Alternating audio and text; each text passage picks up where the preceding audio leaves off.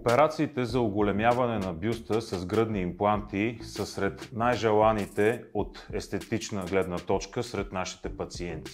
Дълги години аугментационната мамопластика заемаше първа позиция в статистиката на Световната асоциация по пластична и естетична хирургия.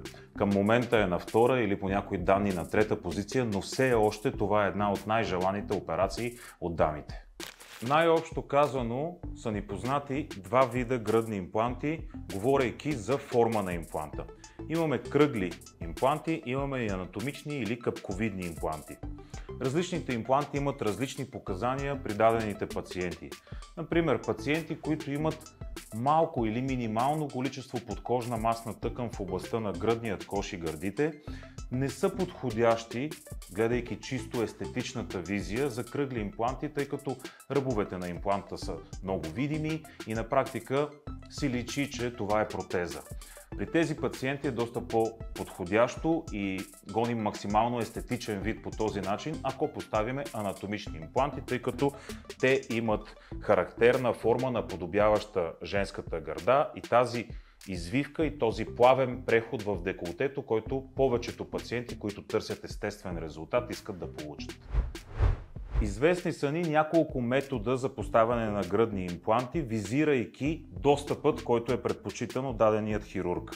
Могат да бъдат поставени през гънката под гърдата или така нареченият субмамарен достъп, могат да бъдат поставени през разрез около ареолата или така наречения периареоларен достъп, или има и техника за поставяне на гръдни импланти през малък разрез в областта на аксилата или под мишницата, така нареченият аксиларен достъп. Известна е и операция за оголемяване на бюста, която се извършва чрез ендоскопски достъп, т.е. чрез камера, през пъпа на пациента, много малко приложими в много ограничени случаи.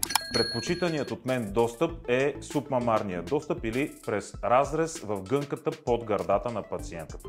Тогава имаме максимално добра визия за оформяне на ложето на импланта и можем да работим по репозициониране или преместване на нейната собствена гънка съобразно резултата, който искаме да постигнем.